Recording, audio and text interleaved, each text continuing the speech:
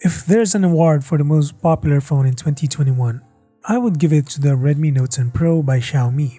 It's got a 120Hz AMOLED display, a solid glass build held by a thin frame, one of the cheapest 108-megapixel camera, a massive battery that charges in an hour, all that in an affordable package that even includes a microSD card slot and a headphone jack.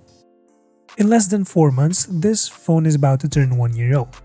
With that in mind, should you still buy the Redmi Note 10 Pro? And is it still worth it until next year? If we're judging this phone based on the spec sheet, you'll have a hard time finding an alternative without compromising on one or two things.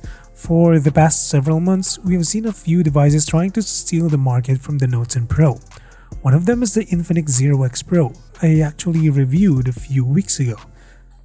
Much like the Redmi competitor, it's the company's cheapest 108-megapixel phone while sporting the same 120Hz AMOLED on paper.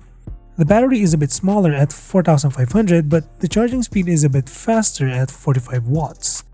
The problem with this phone, at least on paper, is that it costs more than the Redmi Note 10 Pro.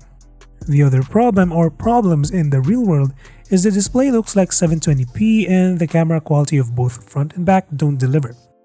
Lest we forget, the phone is using MediaTek's old Helio G95, which most people don't prefer over Snapdragon counterparts. Moreover, Infinix doesn't have the track record Xiaomi has for the past several years, meaning software support and patches are more likely to be more present on the Note 10 Pro than the Zero X Pro. So value-wise, this phone is still unbeatable. However, as I said, we're talking about a phone turning a year in March. By that time, I expect the Redmi Note 11 Pro or Pro Plus to be available on the local market.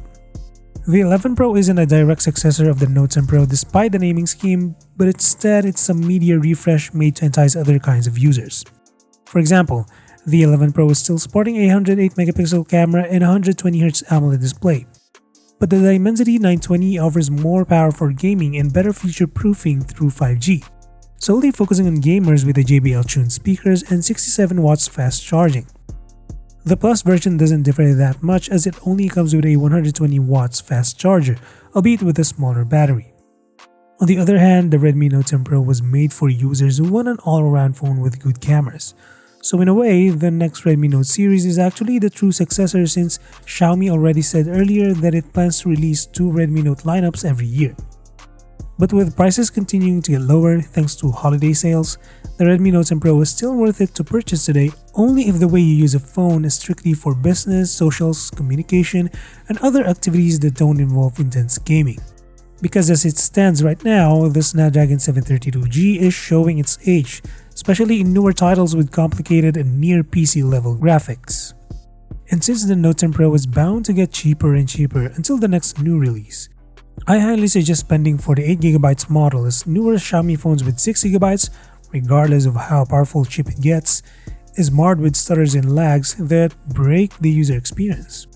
As for the true successor of this phone that's yet to be announced, I expect Xiaomi to follow up with faster charging speed, a brighter display, and a chip that's slightly better than the 732G or even the 750G. As for when, it's hard to tell, but I wouldn't be surprised if rumors start to get around as early as next month. So that's it for this one. Drop a sub or a like if you feel supporting the channel, and until the next one, stay safe.